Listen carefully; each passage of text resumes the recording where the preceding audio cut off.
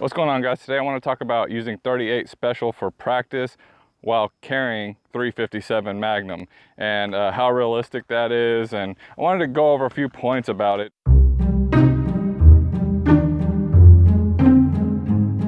We're going to be shooting a 2/3 size silhouette. This is an 8-inch circle on this target, just so you know the dimensions that we're shooting at. What I want to do is shoot from various distances and see if there's any difference in point of aim, point of impact whenever shooting 38 special versus 357 Magnum. But also what I want to do is explore other things like follow-up shots and stuff like that to see how practical 38 special really is for practice.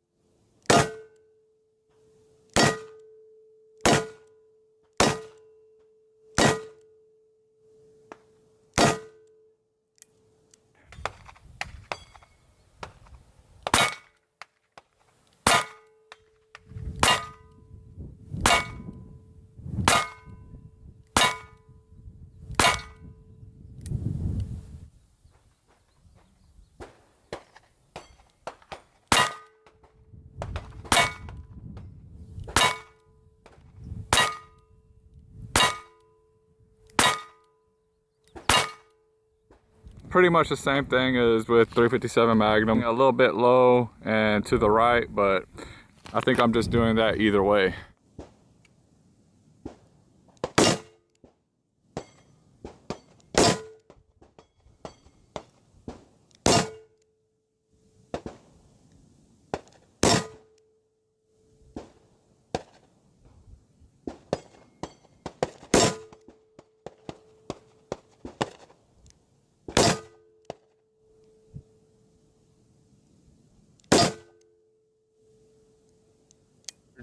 So zooming in from 15 yards in double action, we see a couple of the shots went low, but the rest were in the 8-inch circle. One was high and right. You could barely see it because it's right on the edge.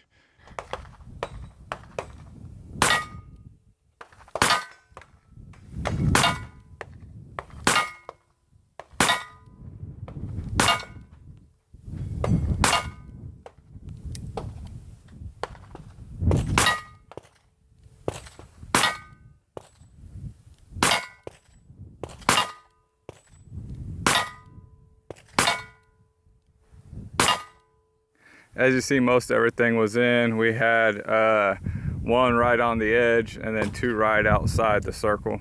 So from 15 yards, I guess that was comparable to the 357 Magnum, but keep in mind that it's just single shots. It's just one shot at a time.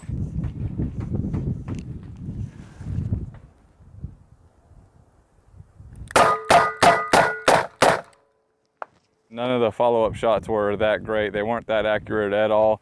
So that would definitely lead me to believe that I need to practice more with the 357 Magnum. When it comes to follow-up shots and double tap, stuff like that, taking more than one shot at a time, it'd probably be a good idea to practice with 357 Magnum instead of 38 special to get those better centered.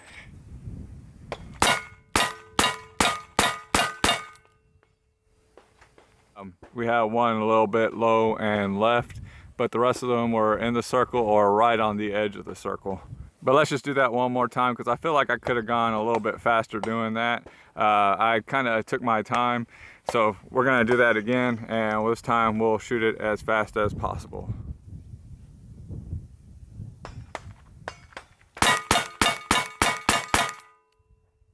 We had one more in the black. So all these were in the white as well, and I fired this at a much faster rate of fire, and only one of them was outside the white.